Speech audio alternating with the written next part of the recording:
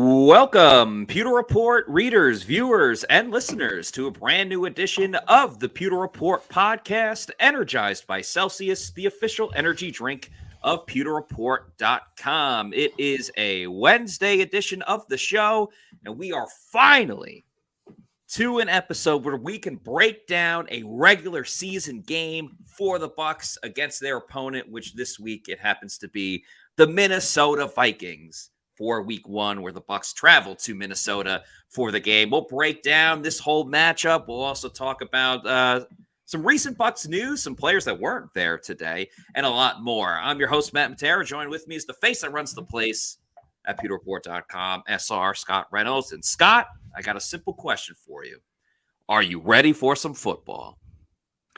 Yes, Matt, I am. Sorry, I'm just guzzling a Celsius here real quick. Little product placement here. Love it.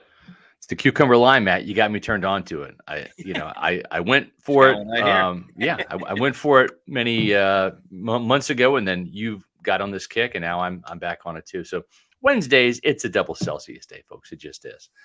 But we're excited to break down the Bucs week one season opener against the Minnesota Vikings on the road. It's going to be a tough environment up there. 73,000 Vikings fans, full throat, skull at Bank of America Stadium. So it's going to be it's going to make for a fun game. I like the Bucs actually upsetting the Vikings in week one. Interesting. They are a 6.5 point favorite. So with the Vikings or the Bucs? The Vikings are 6.5. Yeah. Okay. I was going to say, the Vikings are the favorite. Yeah. So I like the underdog here in Tampa Bay. I just think Dave Canales' offense is a little bit of an unknown. I know Brian Flores he's a damn good defensive coach, and this is going to be a big test right off the bat, the chess match between Dave Canales and Brian Flores, right? The unproven offensive play caller, the veteran defensive play caller. He's in a new system now, and with a new team, Brian Flores is. Does he have all the pieces he needs or wants to really run his defense? That remains to be seen. But we'll see how the chess match works out. I do like the surprise element that the Bucs offense can present the Vikings in week one, and I think Todd Bowles' defense is ready to take on a Dalvin Cookless Minnesota Vikings offense. Right. So that's actually one of the first things that I am most curious about when it comes to the Minnesota Vikings, because they had, the Bucs are in the middle of their own situation with the star player that may not be here after this season, but they obviously had a big change at the running back position when, they let go of Dalvin Cook, who's now with the New York Jets. So Alexander Mattison is the guy in the backfield for the Minnesota Vikings. So definitely a change there, just in terms of who's going to be your lead guy. And, Minnesota obviously has a ton of talent. We'll talk a lot about Justin Jefferson on today's show. But for a while, Dalvin Cook was the guy that did everything for the Vikings over the past couple of seasons. Now, obviously, since Coach O'Connell came in and became the head coach for the Vikings, things have changed a little bit. But for a team that needs all of their components to work together, because Kirk Cousins is a talented quarterback, but if he's throwing it, I think 50 to 60 times in a game, I don't think that's going to bode well for the Vikings at all. So they are going to need to establish the run. And that's been the big focal point for the Bucs this training camp of, we want to get back to that dominant defense that stopped teams from running it for the entire game. I mean, Levante David spoke about it. Devin White did as well, and a couple of the interior defensive linemen. So, I mean, I think that's one of the top matchups to really look at when you talk about this game. Yeah, it really is, and I do think that when you look at this Minnesota Vikings team, they won so many games last year that were down to the wire, within one score, and as Todd Bowles addressed this within the last week, it's a credit to the Vikings, because there is an art to learning how to win ugly or learning how to win close games. And so that is something that you can draw on, that experience. Hey, we've been here before. Let's not panic, right? Let's come back. They won some fluky games. That Buffalo game was as fluky as it comes. Yeah. They had the greatest comeback in NFL history against the Colts last year. On one hand, you could say a terrible first half. They probably should have lost that game to a really bad Colts team. How much credit do you give them for coming all the way back to beat a bad Colts team? Right? I mean, it's a double-edged sword. You get the credit for coming back to win, but you shouldn't have been down that much in the first place. So I think there's a little bit of smoke and mirrors about that 13-4 Minnesota Vikings team. And it's one thing if you're the Tampa Bay Buccaneers, Pewter people, and you have the Dallas Cowboys come in and beat you in your own place and whip you pretty good, 31-14 in the playoff game. And as Todd Bowles talked to Rick Stroud, he just kind of said, hey, we kind of maxed out last year.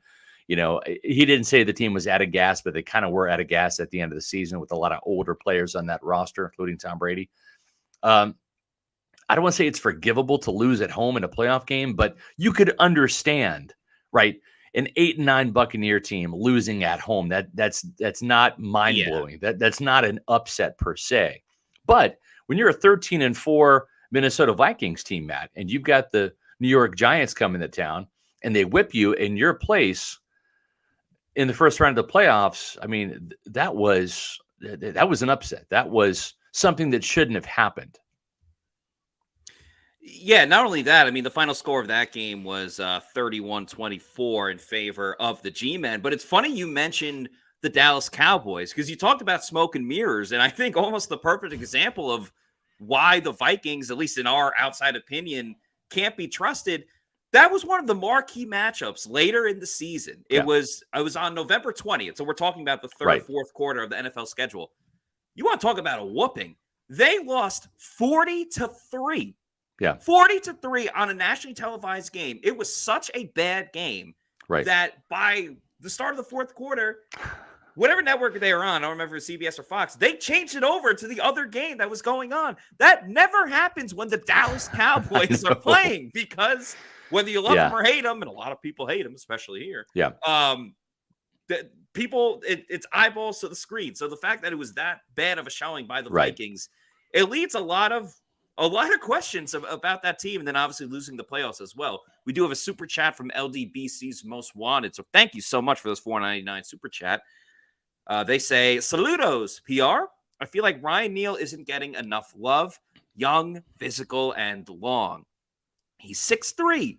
We haven't had a safety that size in years. Thoughts? Yeah, you know, he's one of the guys that's kind of flown under the radar a little bit, right? I mean, we've talked about some of the newer pieces, right? We've kind of gushed over the Sean Tuckers and the Trey Palmers, the rookies that have really shined, you know, Yaya Diaby, you know, and how he looks like he could become the real deal with a little bit more seasoning and experience. And then, of course, Baker Mayfield, right? That's kind of been the story. The Bucs are replacing Tom Brady at quarterback, and he beat out Kyle Trask. Ryan Neal's been one of those guys that has kind of flown under the radar a little bit. I think it's a great pickup by Jason Light, 1-year prove-it deal. And we'll see. Remember, this was the guy that was the Pro Football Focus top-graded safety last year with Seattle. Yeah. And he's in a 1-year prove-it contract. Usually brings out the best in players, just as Shaq Barrett right in 2019, 19 and a half sacks. I think he's been a great fit for this defense. And he and Antoine Winfield have been as joined at the hip everywhere you go, within the building, at the practice field, the locker room, wherever.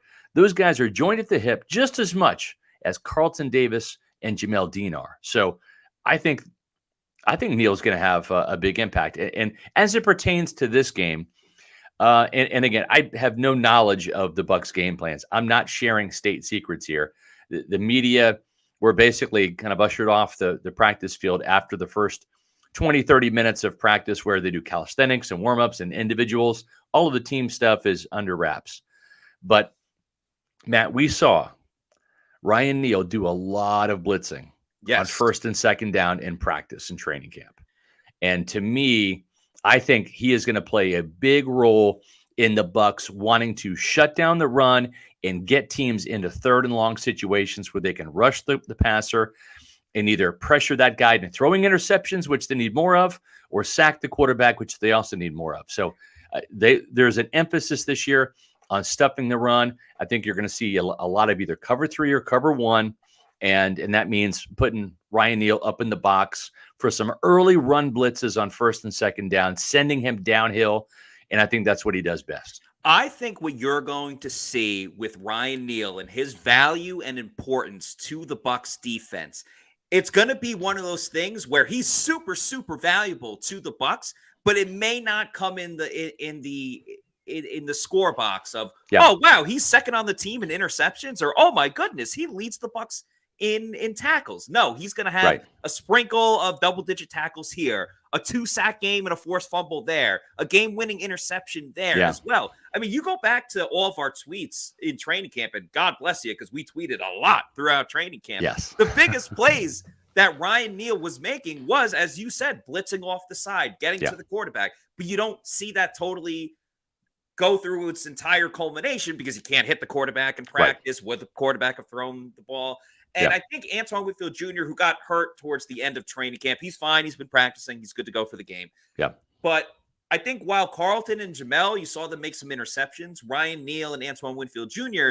didn't do so as much. And that's not the end of the world because they weren't like getting beat deep or anything like that. And let's face it, Todd Bowles and the Bucs wanted to see a lot from these young safeties that they had to decide on who's going to make this team.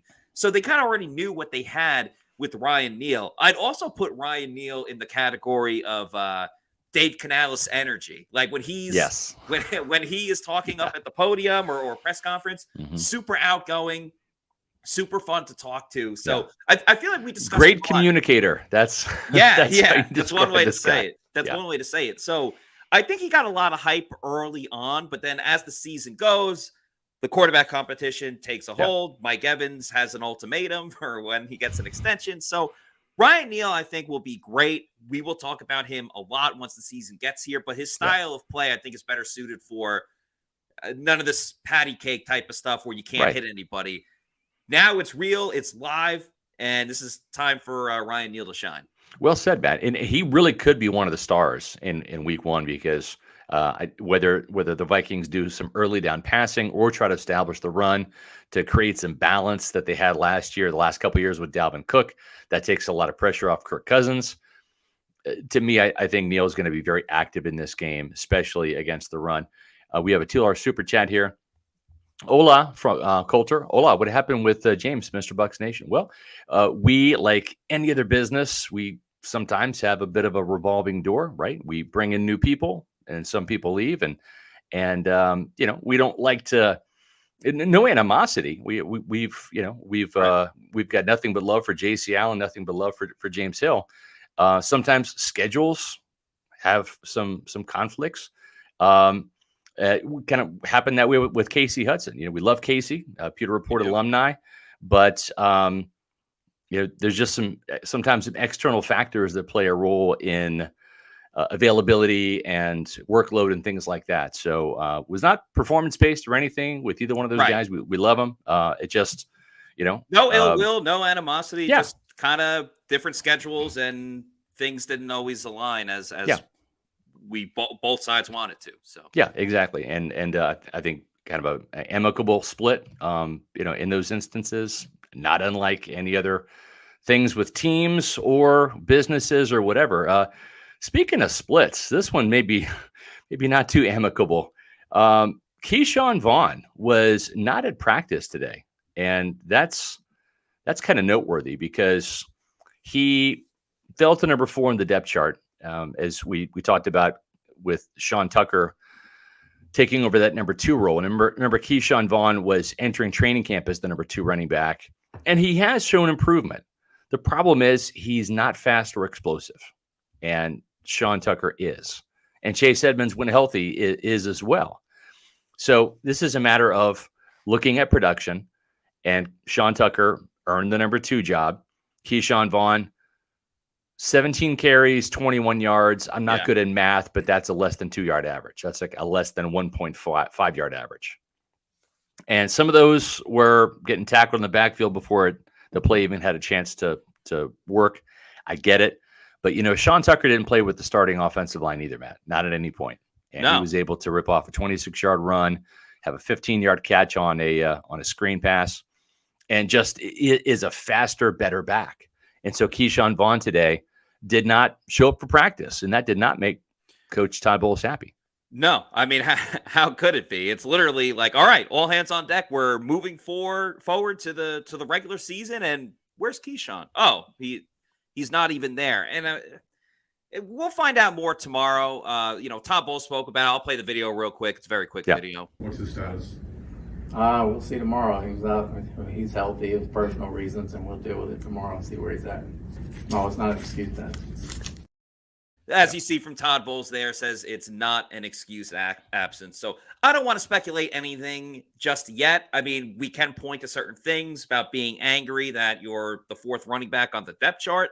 Yeah. But a couple things, like one, if things don't go your way, do you just pout or do you keep working hard and trying to, become third string or second string? Two, you still made the roster. You're still getting an NFL paycheck. And especially for someone like Keyshawn Vaughn, that is important when it comes to even when you're done playing football and you build those number of NFL years. That helps with like insurance stuff and different benefits of playing in the NFL. Yeah.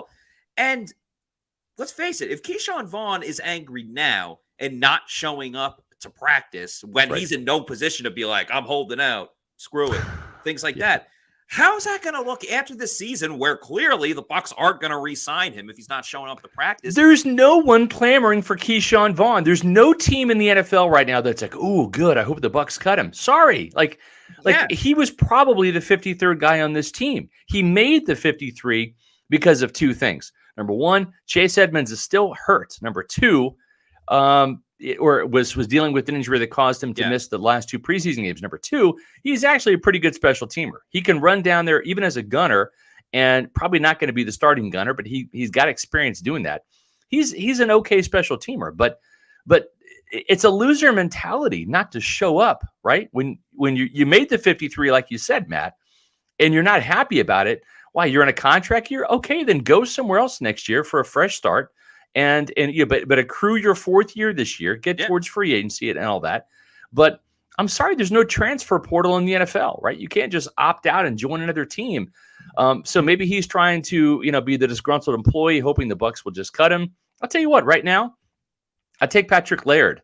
Patrick Laird hurdles people, Matt. Yeah, I like that hurdlers. Was cool. That was cool. Right? And you know that he's well liked in the locker room because there was multiple Bucs players on Instagram retweeting on their Insta story the play of Patrick Laird hurdling the defender. And then one last thing about Keyshawn it's not always smart because you can bust your nuts pretty good. Let's just be honest, right? When you hurdle, if you fail on that, Rakim Jarrett learned a lot about that too. In the Jets game when he flipped multiple times, almost like a gymnast or Yeah. I'm not saying it's smart, but I love the effort. I love the, hey, you know what? I'm going to circus act. I'm going to try to go over you to get the yards. That just shows me something. So I don't know.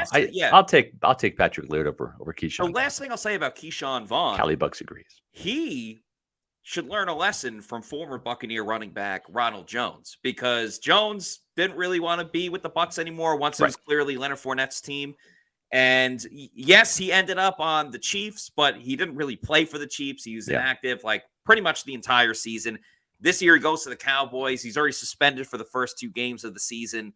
And even though Ezekiel Elliott's not there, obviously they got the deuce is loose in Dallas with Deuce Vaughn, and Tony Pollard is the main guy there. So Rojo's not going to be in this league for much longer either. No, he's got a loser mentality too, and so does Keyshawn Vaughn. Honestly, listen, I praise Jason Light a lot. He's nailed more draft picks than he's missed.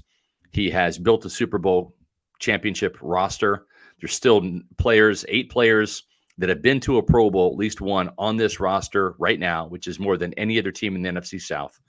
But he's not a perfect general manager. There is no general manager that is perfect, that has a perfect draft record. But Keyshawn Vaughn, probably one of his worst draft picks, to be honest. It was a reach in the 3rd round. And with the exception of Rachaad White, and we'll see how good Rachaad White is, I think he's a 1,000-yard back. Is he a 1,200-yard back, or is he an 800-yard back? We'll find out this year. I think it's about a 1,000-yard rushing season for Rachaad White if he stays healthy. But Jason Light has not done well when it comes to drafting running backs. He struggled at the running back position overall. He inherited Doug Martin and then re-signed him, and he kind of had to. He had a Pro Bowl season, 1,400 yards, but it was the bad move because of some issues that Doug Martin had that interfered with his career. But Whether it was him, whether it was his first running back he ever drafted in the third round in 2014, Charles Sims, who was nothing more than a third down back, Ronald Jones, who had essentially one good year. But Jeremy McNichols, they waited so long in the 2017 Hard Knocks draft. legend. Yeah, Hard Knocks legend. 2017 draft, they waited so long. So many good running backs in that year. Kareem Hunt was in there as a third-round pick. You had Marlon Mack out of USF, who was decent before he got hurt. They waited till the 5th round to get a guy that Dirk Cutter wanted, because Dirk's an Idaho guy, and he wanted the Boise State running back, Jeremy McNichols, who was terrible as a running back. Couldn't even pick up the offense, so didn't even make the team. So Jason Licht's blind spot has been the running back position. Hopefully the 1-2 punch of Rachaad White and Sean Tucker kind of changes that narrative, because if he's got a blind spot, that's where it is. It's the running back room. If Sean Tucker turns out to be a stud, there are going to be Bucs fans that'll argue that Jason Licht should never draft a running back again because he's a undrafted free agent. And with this year's class of undrafted free agents, Jason Licht really knows how to pick them when he has his choice of anything. So I would really, personally, I would trust Jason Licht if I was like, hey, can you pick a Celsius energy drink for me, Jason? Because I know no matter what he would pick, it would be a fantastic pick. So make Celsius your number one pick. Celsius is the official sponsor of the Pewter Report podcast. Their newest flavor is the Cosmic Vibe, which is a sparkling fruit punch. It's absolutely delicious. So is the sparkling lemon lime, the sparkling orange. Scott and I were having the sparkling cucumber lime. Arctic Vibe is my personal favorite. As you can see, there's so many awesome different flavors. Bodega. Sorry, I came in a little early with that, Matt. I'm sorry about that. Hey, listen, Bodega, people want to say it. People are shouting it in the streets and in the comments. So Bodega. That's quite all right. No sugar, no post-energy drink crash or jitters. So if you need to know where to find one, go to the Celsius store locator, punch in your address, and they'll tell you the closest location where you can pick one up at your local Walmart, Target, convenience store, health and fitness store, or your Bodega. And once you go to your bodega and you want more, that's when you hop online, go to Amazon, click on the subscribe and save, and you can have Celsius sent to your residence whenever you want. Get that variety pack, because variety is the spice of life. Why have one flavor when you can have so many? So Bodega Bay, baby, as Jay Anisha says. So if you love Celsius and you want more, have it sent to your residence whenever you want, week, month, quarterly, yearly. Just make sure you're drinking Celsius energy drinks. Make Celsius your number one pick. Celsius, the official sponsor of the Pewter Report podcast. Bodega. Yeah.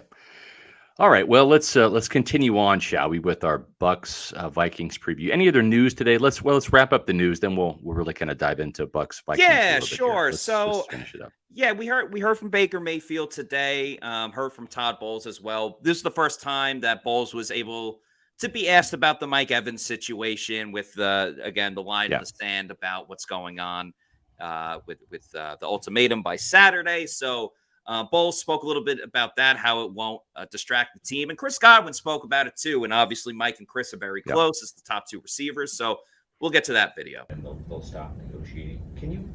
Is that something where you guys can compartmentalize that, and he's still here and practicing, and it doesn't change things, or is that something that impacts him, his position with the team, with you? It doesn't change anything. Mike's in great shape. He's ready to go for the season. He's excited about it. There's a business side of football, as we all know. That takes care of itself, but there will be no distractions on our part. I mean, I think how challenging is that? I think we all understand that it's a business, right? And everyone has to do whatever they feel like they need to, in order to protect themselves and their business. And I think as professionals, wherever you're here, you go out and you play.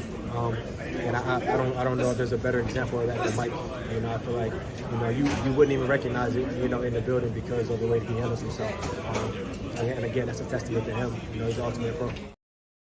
And then with Baker, he just talked about his excitement getting to be a starter again, going into week one, getting the guys ready. And one of the things he answered was when he kind of felt the offense was starting to click a little bit more, and when he would be the number one quarterback on this team. Here, yeah.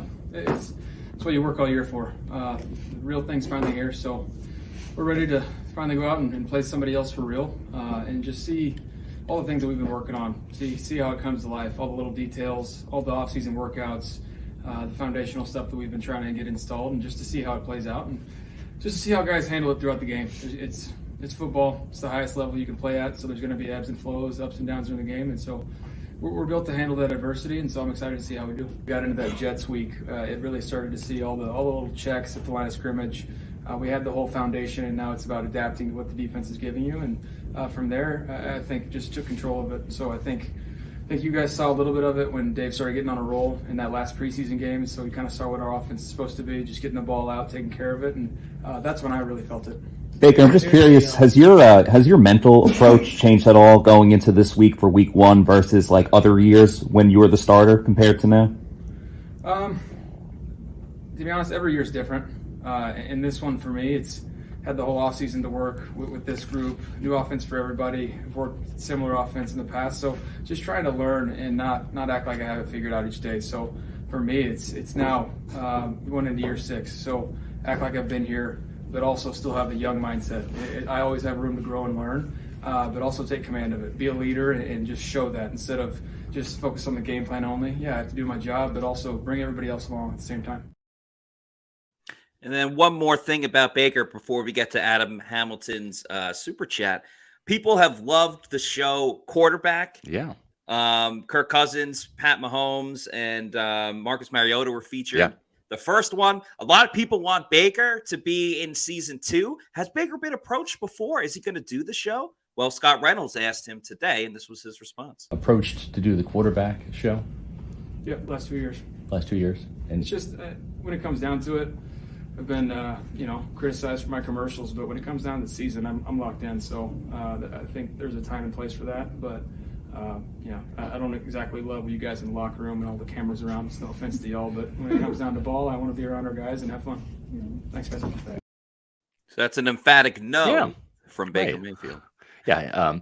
Alex Scott here with, I'm hoping Baker's fibbing on the quarterback. I think he'd be a perfect comeback story. We'd love to see it. I think we would. He would be fantastic. But I respect the fact that he doesn't want to do it. And not only turned it down in, last year, right? And I mean, that would have been kind of that Marcus Mariota compelling story of like, rise and fall, right? That would have been, we in the media sometimes, and I don't like it myself, but there is that, build them up and rise, and then some in the media love to see people fall. I don't. I think human beings, it's hard enough to live life, right? I mean, life is hard enough. Yeah. Shouldn't have to drag people down. And as Baker said, I've been criticized for my commercials before, right? I don't know. I kind of like the commercials a little bit. So do I.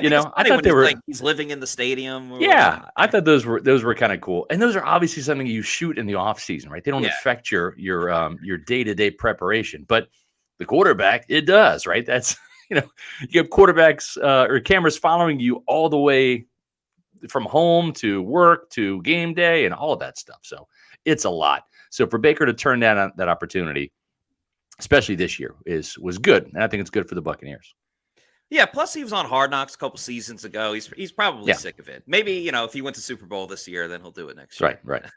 Adam Hamilton, thank you so much for the 1999 Super Chat. Adam, you were always so gracious Appreciate with it, your man. Super Thank you. Chats throughout the year. So Adam says, gents, happy football to you both. What's y'all's feeling going into this game? I can see Justin Jefferson having a good day, parentheses, not a rare occasion. But I think if we lock him down, we could snag a win. What are y'all thinking? Yeah, I think that's the case. I just put in the chat my new column that's coming out Wednesdays. It's like an early preview of the game. It's called SR's Pick 6 Preview, and where I basically have got 6 little points. So I've got what's at stake for the Bucs and what's at stake for their opponents. Like what's the narrative heading into the game, right? What's at stake for both teams, and then the Bucs win if, and then I blurred out a couple of reasons what has to happen for Tampa Bay to prevail. And then in the case of the Vikings, what has to happen for the Vikings to win.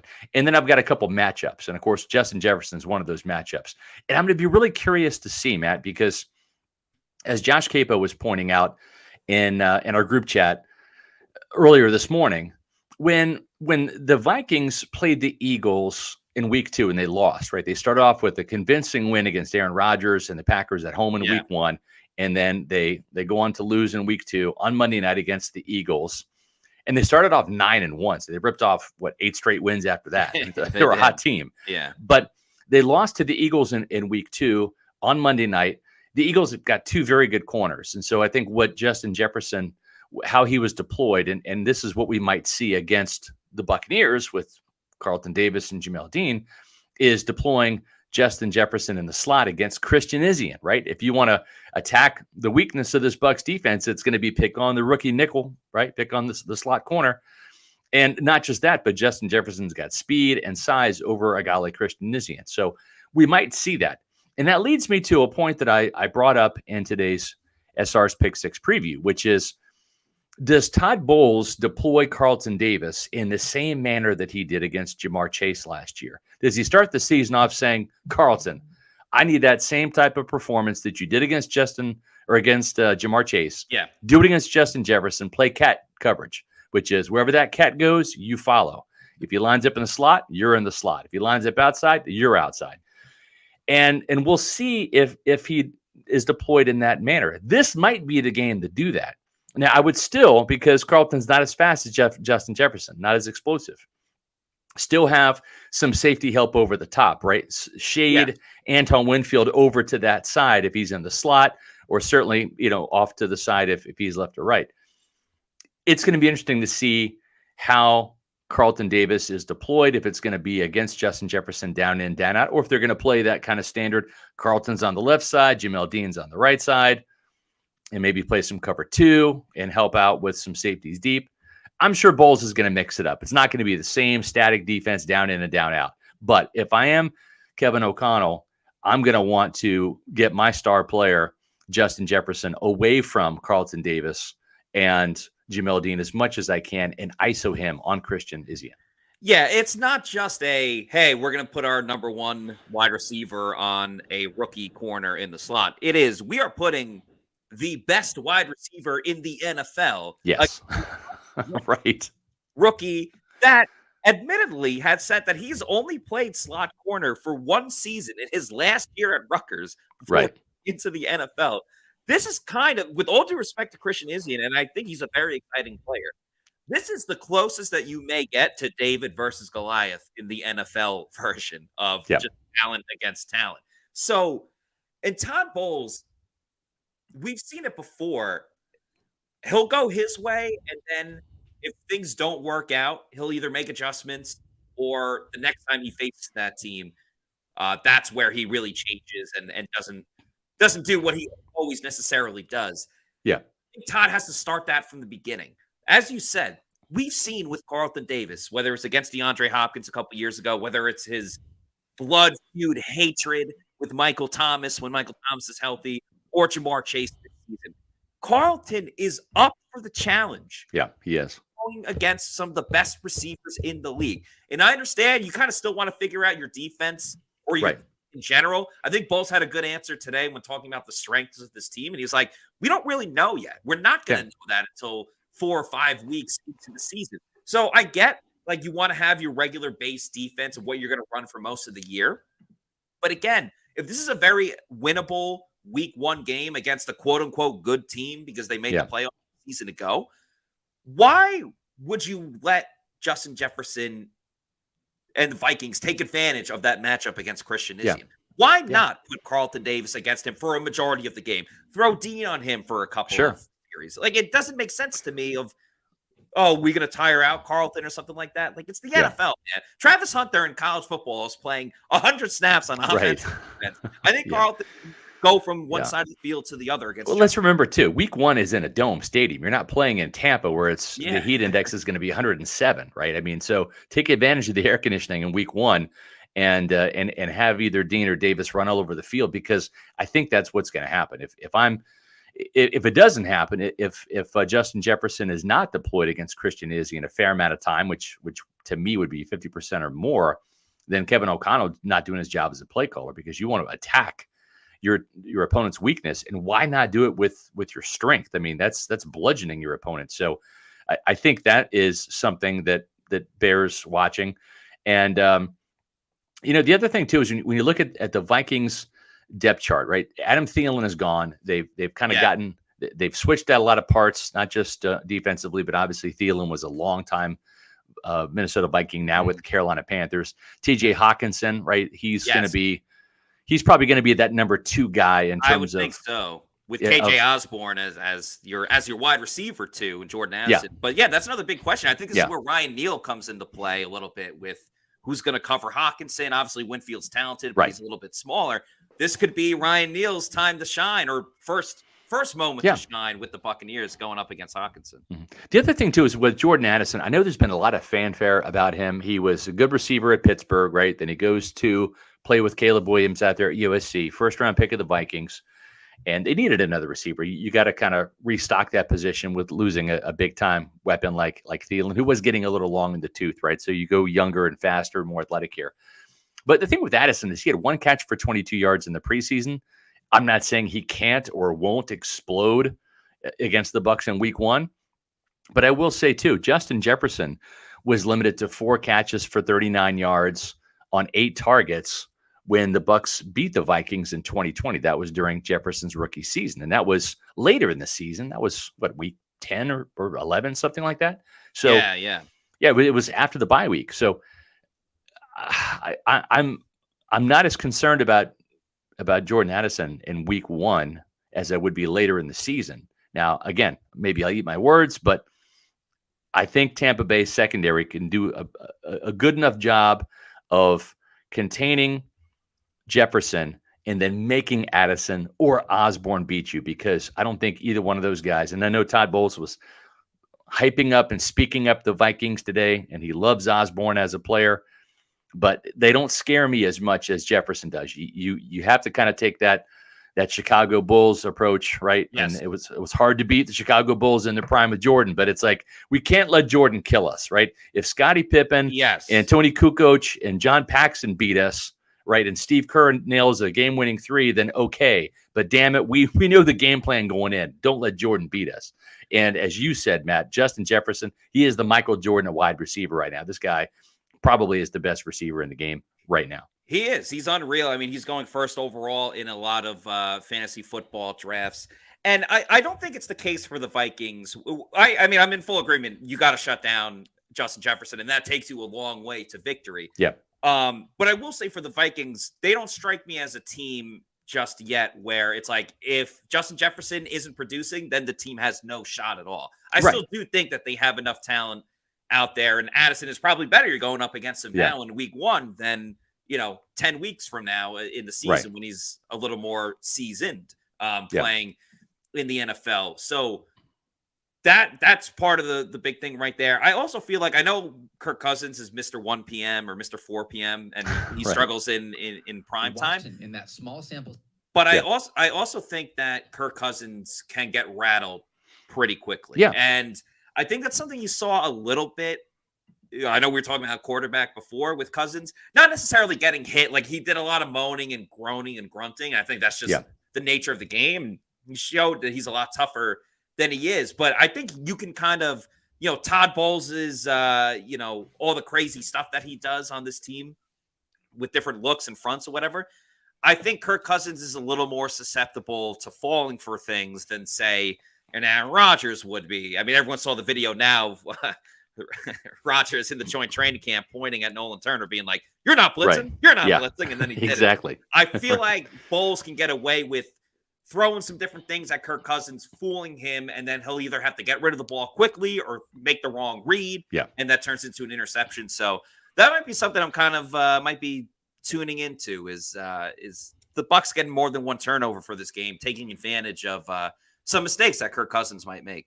Yeah, and I think the other thing too, Matt, is when you do blitz, right? Whether it's Devin White, Levante David coming from the linebacker level, Antoine Winfield, Brian Neal coming from the slot, or even Christian Izien. I mean, we've seen him come on some blitzes as well. They've got to get home. This can't be Joe Tryon-Shoyinka time where you're there and then you whiff or you don't get to Cousins. If you have a chance, you got to go for the kill shot and you got to get the guy on the ground, where you got to hit the arm and force the fumble, or you got to hit the quarterback as he's throwing. Then he throws up a duck and Shaq Barrett picks it off, right? dropping in coverage. Those are the things that you have to do. This is not one of those games where pressures, well, okay, we pressured him. No, this has got to be where you hit him, you sack him, you make the ball come out when he doesn't want it to come out, whether it's a fumble or an errant pass. That's going to be key because Kirk Cousins is good enough, right, to stand in the pocket. He's a tough guy, and he'll stand in the pocket and make that throw. And with the Bucs having more speed up front now, with guys like Yaya Diaby, Kalijah Kancey, who I don't think is going to play, wasn't at practice today, but Logan Hall up front, they got to get there. JTS, Shaq Barrett, they got to get there. You got to get to the quarterback, hit him, and really disrupt the passing game. This can't be a hurry game. This has got to be a hit game. And that's how you affect a veteran quarterback. Hurries won't affect good veteran quarterbacks. Hits will. And I think this is a game where the Bucs pass rush has got to hit Kirk Cousins and really be disruptive in that manner. And they got the athletes up front to do it. There's no excuses. Yeah. They got to get the quarterback on the ground. When you're firing your gun and going for the blitz, you can't whiff. You can't blow by the guy. You can't let the quarterback sidestep you. You got to get him, especially for a guy he's not a statue back there, but he's not exactly the most mobile quarterback either. Yeah, like I would almost say that Kyle Trask and Kirk Cousins are the same amount of mobile, if Trask isn't even more mobile. And Cousins showed that he will stay. He'll take a lot of hits, but he will stay and throw that football. So, again, the hits may not even make a difference. I mean, obviously wear and tear on the body, but like unless you are actually taking him down as he has the football, he'll stay in there as long as he possibly can because he'll go, screw it. Justin Jefferson's open somewhere, and honestly, that's not the worst. That's not the worst ideology to have. Right, you're a wide receiver, but there definitely are avenues for the Bucs to take advantage of the Vikings and maybe pull off that upset. Maybe win via money line, which you can on the Bucs via money line on mybookie.ag. That's right, football season is here. College football has been going on the last 2 weeks, and now we can bet on the regular season NFL starting tomorrow night with the Kansas City Chiefs and the Detroit Lions, which that line might change a little bit given the health status of Travis Kelce. But, of course, MyBookie also has their online casino, which is so much fun to do. It's new and improved, and it's here to change the game in terms of online casinos. You can dive into a truly realistic casino experience featuring the latest in slots, progressive jackpots, and live dealer action, all from the comfort of your own home. Take advantage of weekly blackjack tournaments and a brand new collection of high-end games for a chance at real cash rewards. The MyBookie Casino provides a Las Vegas experience when the action's in your hands. And the best part is you don't even need to wear pants, even though I'd recommend it. So, your adventure at the MyBookie Casino begins today with a generous sign-up bonus using promo code Pewter, that's PEWTER, and secure yourself a sweet deposit bonus. And that's not all, because their revamped loyalty program ensures that you'll be showered with rewards, including free spins, cashback offers, and a host of exclusive VIP perks. The more you play, the more you win. So play anytime, anywhere with the MyBookie Casino, and you can get up to $1,000 with your first deposit bonus using that promo code Pewter, PEWTER. So even if you learned from Plant City Math, you know that is a heck of a deal. MyBookie.ag. Start betting today. Yeah, I took advantage of MyBookie, and I was all in on Colorado. Let's go. I lied bet them twice because I forgot to bet them earlier before I had won a ton of money. So did I. In week one. And the great thing, too, is after Nebraska lost to Minnesota on Friday night, they actually had a line on Colorado, Nebraska, and I got Colorado as a dog to Nebraska. Are you kidding I bet me? I bet the money line hard Colorado because I knew that they were going to beat TCU. TCU is a bit of a fraud this year. I'm just letting you know. And then, so I'm going to cash in big time thanks to Deion Sanders twice this week. Yeah, I saw last they were -3. So credit to you getting them when you did. Yeah, I got a +6 actually +203 on the money line. I think is what it was for Colorado. So Mark Fisher, SR. Thought your pick of Luke Gedeke as the matchup to watch was quite thoughtful. Yeah, I think it's a big-time matchup because you have Danielle Hunter, who's a big-time pass rusher, 4 double-digit sack seasons for the Minnesota Vikings. And he coming off a 10.5 sack season last year. So to me, I think that this is the key matchup. Brian Flores, as a defensive coordinator, you want to take away what the other team wants to do. The Bucs want to run the ball, right? So you sell out, you run blitz, right? You bring linebackers, you bring DBs, whatever you can. You stop the Bucs and you make Baker Mayfield beat you with his arm, right? And you make this young, revamped offensive line, especially that right side of the line, with a rookie right guard and Cody Malk and a second-year player in Luke Gedeke, who's starting his second NFL game, regular season game at right tackle. You make them pass protect. That's how you beat the Tampa Bay Buccaneers. Don't make them find that balance. Don't make them run the ball. Don't let them get in 3rd and 3. Try to get them in 3rd and 7 or more. And so Brian Flores, I think, is going to do everything he can to stack the box, take that away, and really key on Luke Gedeke with Danielle Hunter. And Hunter is a damn good pass rusher, good size, good speed to power, long arms. So even if it's a situation where Hunter is getting after the quarterback, and even if he's blocked, that he's got long enough arms to where he can get around the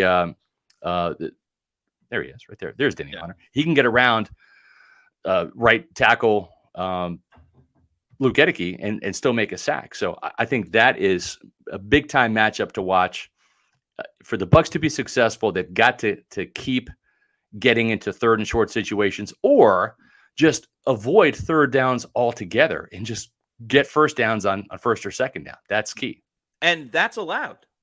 Yes, it is. That is allowed. Yeah. You can. Byron Leftwich did not buy into that concept, but I think Dave Canales Dave is, Canales and that's is all good about news. it. It could take you 2 plays to get the 1st down, and I think it's going to be a great cat and mouse game between Dave Canales and Brian Flores, because there's so much unknown kind of on both sides, with both coordinators kind of taking over these teams. And, you look at last year with the Vikings, they were susceptible to being run on. I mean, big time. They allowed 123.5 rushing yards per game. Dave Canales has got to be licking his chops, rubbing his hands together in anticipation of the things that he can do running the football. And as we've said, this is going to be what Tampa Bay wants to establish. Now, will we see it on the right side as much? I don't necessarily think, though. I think they at least for the first game are going to ride the horses on the left side of Tristan Wirfs and Matt Filer. But that still means they have to establish that tempo. They can't, and they're going to keep trying to run it, but they can't give up on it after the first quarter if it's still not working. But that's why the motion, the play action. I'm willing to bet right now the first play of the game for the Bucs is going to be a play action rollout for Baker Mayfield. And I'm also willing to bet it's probably going to be like a 3.5-yard completion or something like that. And you know what? That's great. That is totally fine, because you already got the wheels in motion for the Bucs going up against that Vikings defense. Oh, all right. Baker's on the move. Damn, there's a lot of different possibilities that can go on. So it's all about tempo. It's all about pace.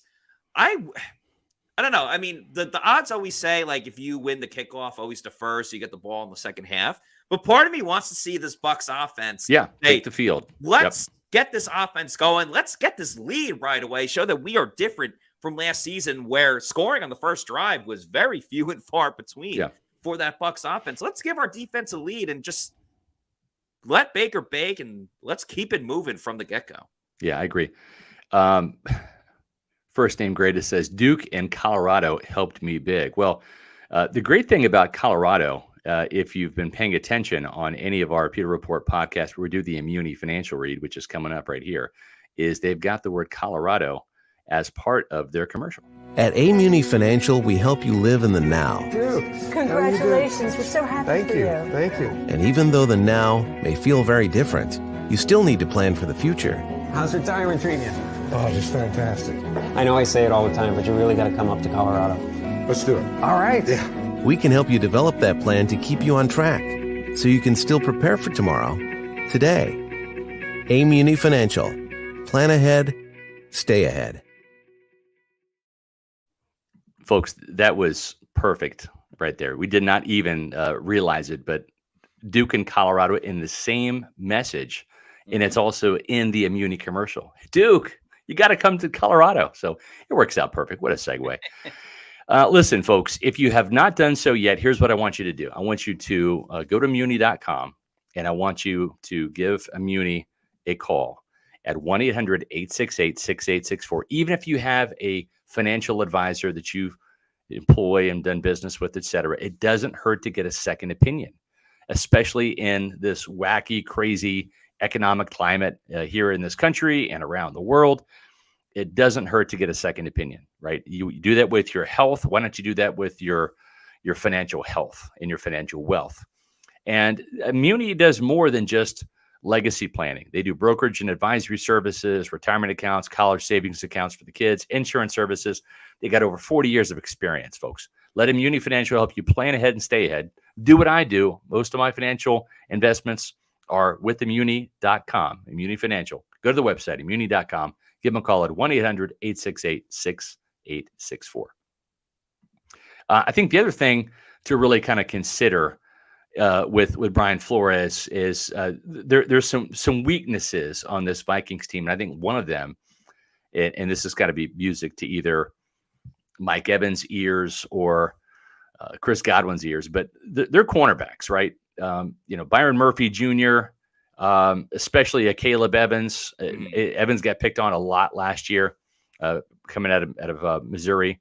They've retooled their front a little bit. They brought in Marcus Davenport from New Orleans to team on the outside with Daniel Hunter. They brought in Dean Lowry, who's going to big run stuffing defensive end to help, as you mentioned, Matt, that porous run defense last year. Kyrus Tonga, big 6'4", 340-pound Vita Vea lookalike, is their nose tackle in the middle. They have Harrison Phillips. They got Harrison Smith. They got the Harrisons, on this Vikings defense. They have some pieces, but can Flores in week one put it all together? And as I mentioned, that there's a weakness there in the secondary at the cornerback position. Patrick Peterson, who was still going strong last year, had a good year. He's not there anymore. They bailed on Kendricks, the linebacker. So they've tried to revamp it, very much like how the Bucs revamped their offense, right? Different system, different play caller, different quarterback, right? This is going to be, I think it's not so much about Kevin O'Connell's offense versus Todd Bowles' defense. I think it's going to be whichever of the new guys, Brian Flores or Dave Canales. Is the Bucs offense going to be better? Can they take advantage of the Vikings defense? I think that's where this game's going to be won or lost. Not so much with Bowles versus O'Connell, but Flores versus Canales. I think that's a great point. I mean, the other sides with Bowles' defense and O'Connell's offense, like they're established. You kind of know what you're going to get. You know what you're going to get. Yeah. Yeah. There's different wrinkles every single season, but sometimes uncertainty is great. Sometimes teams come in with new coordinators and you get new looks that you can watch the tape for however long, for however many months and however many hours in a day. And you just don't know what's going on. I saw that comment before by G Vegas. Watch Lewis Cine shows up and grabs an interception. I'm not even sure if he's a starter. I think that Cameron Bynum. He's second on the depth chart at safety, like second string, I should say, on the Vikings depth chart. So, you never know. Sometimes there's rotations. Sometimes there are guys that come in. But. And of course, Zadarius Smith, that is a loss, right? Because he was that 1-2 punch. And Davenport's coming off a pretty good year in New Orleans. If he can stay healthy, Davenport, I think, is a pretty good player. He has had some injuries. The Bucs know that from facing him in New Orleans quite a bit. So Tom wants an end around with Vita Vea. I don't think so. A fullback dive with Vita Vea? Sure, I'm all for it. I want that guy going north-south, not side to side. But it'll be interesting to see if Vita Vea is used on offense. He was a couple seasons ago. I was at the game when he scored his first ever touchdown. That's right. That's crazy. Right. He was in Atlanta. And I still remember like the audible gasps by the people in the press box when Vita Vea scored. So I think the other thing that's worth mentioning is just going back to the offensive side and how Tampa Bay can possibly take advantage of it. When you look at the weakness for the Minnesota Vikings up front, it's hard to say it's hard for Baker Mayfield to come in and replace Tom Brady, right? It's hard for Alexander Mattison to come in and replace Dalvin Cook. Madison has not had 500 yards in any season yet. And I'm not saying he's not a capable back, right? He's got more yards than Rachaad White has in his career, but White is entering his second year. Madison, I think, is in year 4. But up front, their tackles are really strong. Christian Darrisaw, the former first-round pick, is a real up-and-comer at left tackle. Mm-hmm. And Brian O'Neill, the right tackle, is also quite a bit of a beast. And I think that the edge rushers, JTS and Shaq, they're going to be in for a challenge for sure. But if you're looking for a weakness, it's probably Ed Ingram, the right guard for the Vikings. He and Ezra Cleveland. Cleveland's the better guard out of the two, but if you're looking to take advantage of somebody up front, it's probably Ed Ingram, and I'm sure the Vikings feel the same way about Cody Mauch, the Bucs Bucs rookie right guard as well. That's got to be a weakness, folks. It's not going to be weak on Sunday. That's right, because Pewter Game Day is here. We got Matt Matera and Adam Slavon doing live in-game analysis at 1:00. So watch the game and listen to Matt and Sly take you all the way through 3 hours of awesome Bucs game coverage. And then don't forget about the live pregame show at noon. We go live at noon. I'll be on with Matt, and we'll be talking about the Bucs Vikings with some last-minute injury news and reports, and and all the good things that come with our pregame show. We will break it down with the latest news as it pertains to the game. Did Kalijah Kancey practice during the week? We'll let you know, and we'll let you know who's going to be in and out of that Bucs game on Sunday. Yeah, very much looking forward to the live game day stream. It was a lot of fun last season. Will be even more fun this year with, again, so much uncertainty around this team. We'll have another show tomorrow. Yeah. I was going to say there's a lot of uncertainty, too, in the housing market, right? And that's where Eric Gross and the Eric Gross Group can come in and help you, because the real estate market's crazy in Florida. If you're looking to buy or sell a house, you want Eric Gross and Caitlin Gross on your team. It takes a full team effort to win in football, as well as a full team effort to win in real estate. Whether you're moving out of state into Florida or out of Florida into another state or just around the state of Florida, the Eric Gross Group, they've done hundreds of transactions in the real estate market, and they've got tons of experience. Eric is a Tampa native and an avid Pewter Report reader. So why wouldn't you want him on your side? He and his team have got the market knowledge, the top-notch communication, and commitment to excellent service that sets them apart. You need to visit housesinfla.com. That's their website. View their inventory. It's a great website, great layout. You can also find them on Facebook and Instagram at Eric Gross Group. Eric Gross Group. Give them a call at 513-907-4271. No matter where you are on your home ownership journey, you'll feel welcome with the Eric Gross Group. They're the official realtor of Pewter Report. Again, visit housesinfla.com.